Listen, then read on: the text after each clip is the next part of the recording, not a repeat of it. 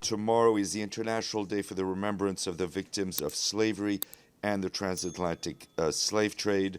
The General Assembly will hold a commemorative meeting to mark the day. The Secretary General will deliver remarks, as well as the President of the General Assembly and, of course, representatives of member states. The keynote speaker will be the Nigerian author Wole Soyinka, who, as you know, won the Nobel Prize in Literature in 1986.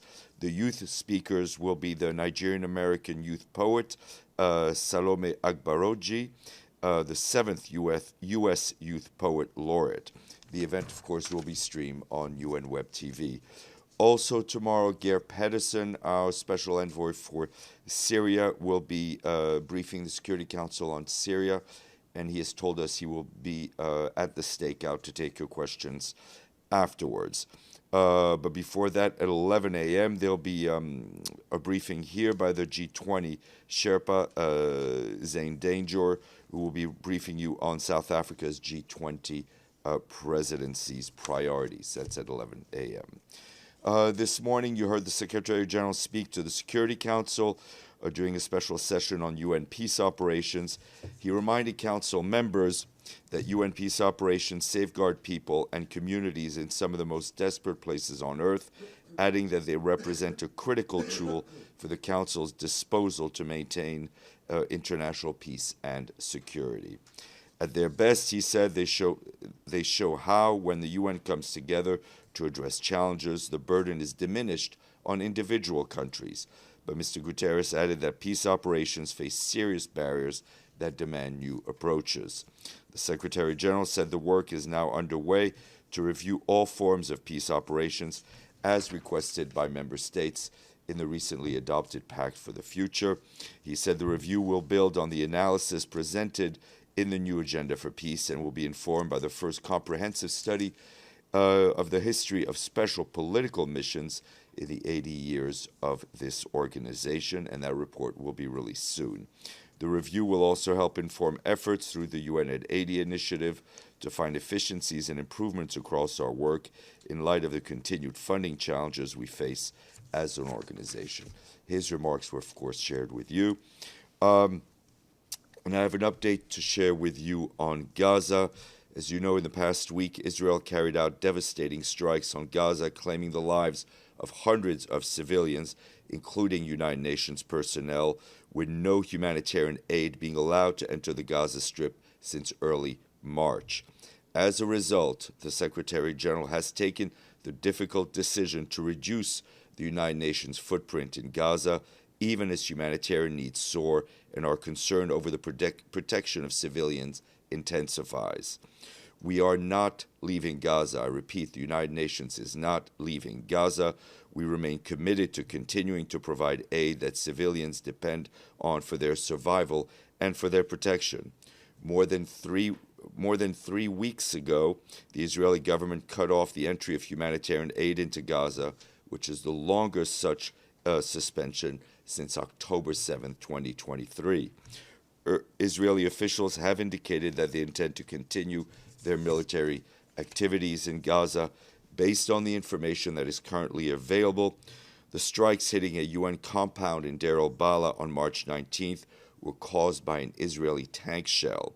The strikes claimed the life of a UN colleague from Bulgaria and left 6 others from France, Moldova, North Macedonia, Palestine, and the United Kingdom with severe injuries, some of them life-altering.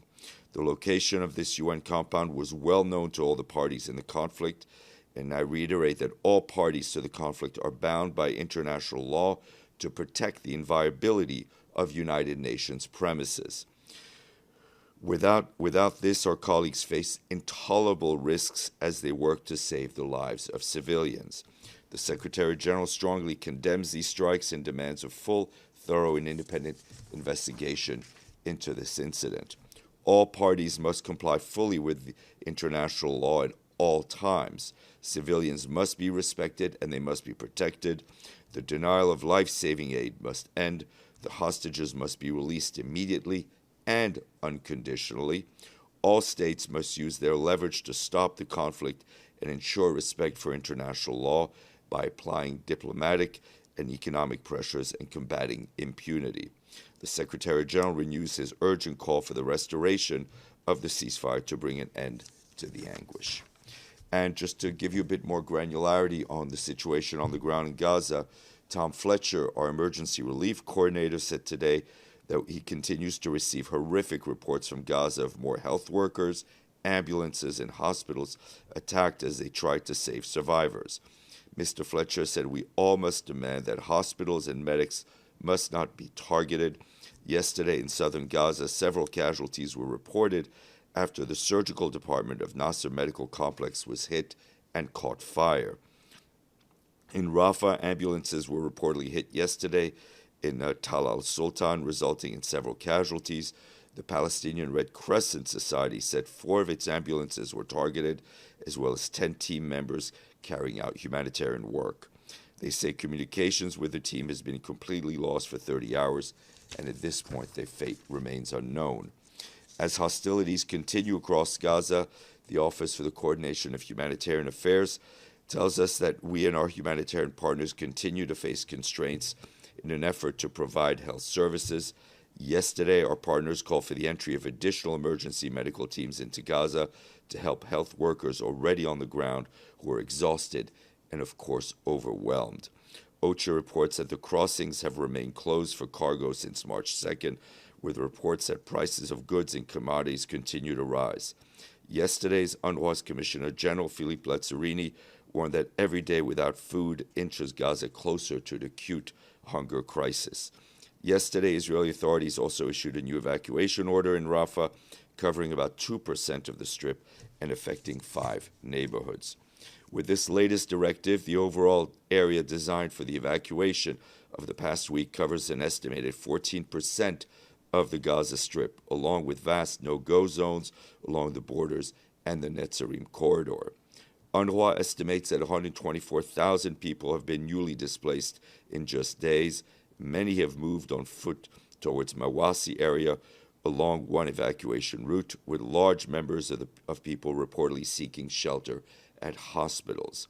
Our partners are supporting water, sanitation, and hygiene services in Gaza tell us that 90% of people surveyed in recent weeks did not have sufficient access to water, with respondents going several days without being able to just wash their hands. Since the resumption of hostilities and despite these challenges, our humanitarian partners have continued to screen children for malnutrition, distributing ready-to-eat complementary food to more than 7,000 infants and young children. However, the closure of several malnutrition sites located in the evacuation area in Rafah has impacted more than 100 children.